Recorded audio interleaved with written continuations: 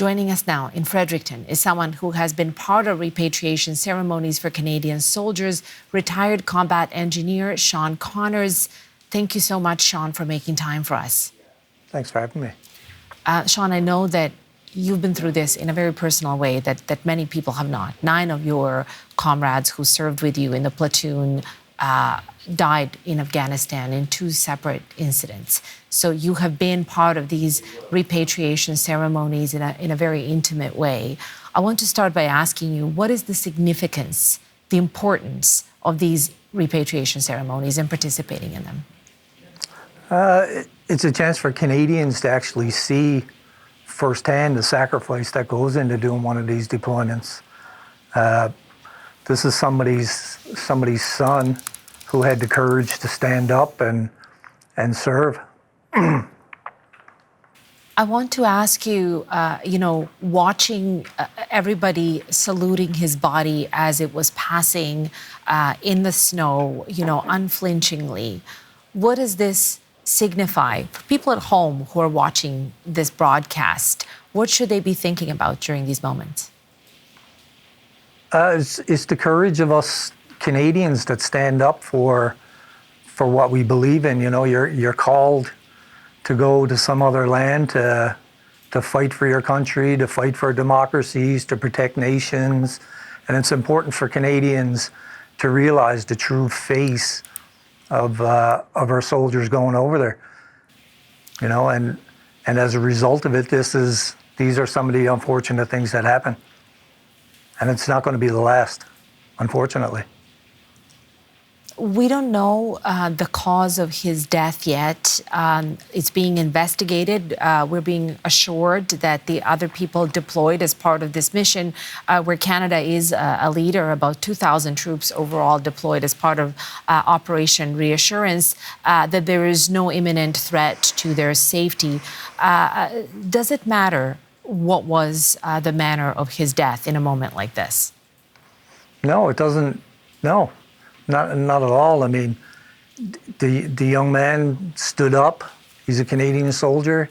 He stood up to deploy and go do these things. So, no, it doesn't matter. I want to ask you about some of the aspects of these ceremonies. Walk us through some of the notable moments of the repatriation. I want to ask you, those of us who live in Ontario know the Highway of Heroes well. It's that stretch of Highway 401 between CBC Trenton and Toronto, which is where the bodies of fallen soldiers who are from Ontario often make their final journey, and people can express their condolences and honor them along the way by standing upon the bridges. Talk to me generally about the parts of the repatriation ceremonies and what people should be paying attention to as we're watching some of these moments. Well, you see some of the soldiers there. More often, they come from his actual home unit from here in Gagetown. They'd be part of the rear party. So they would likely go to Trenton to be involved in the honor guard and be pallbearers. I want to ask, sorry, please go ahead, yes. No, and usually there's a soldier that travels, he would travel from Latvia to escort Sebastian home. And he'd spend that time, the remaining time, between then and the funeral with Sebastian's family. I know that Sebastian Halmagean's death is happening at a time of many conversations about Canadian forces, how much we should be a major investment by the federal government into boosting recruitment and retention in the CAF, about presenting it as a career to young people. Watching and reading the interviews with father of Sebastian Halmagean, it seems that this was very important to him, that his father said that his death should not be seen as a deterrent to young people considering entering the life in the military. Tell me, what do you think about the conversations that are being had about the Canadian military, and especially about recruitment of young Canadians to serve and possibly serve abroad? Yeah, I mean, we've gone through a a long period of time where recruiting has been down, people didn't look at it as, something important to do. But the way the world is going, the things that we're witnessing now, now is the best time, a good time to stand up and join the military. And the money that's being invested is well needed. Equipment is old, We're getting new information about where Sebastian Halmagean's body will go to from this point on. We are now hearing that there will be an autopsy in Toronto that will go some way towards giving us some information about the cause of his death. And we do know that he was from Stony Creek, a community in Hamilton, Ontario, where presumably he will be laid to rest. A little tangent to this topic of conversation, but very important at this time. I understand that you were very upset when U.S. President Donald Trump said that Canadian troops stood back from the front lines in Afghanistan. You were there.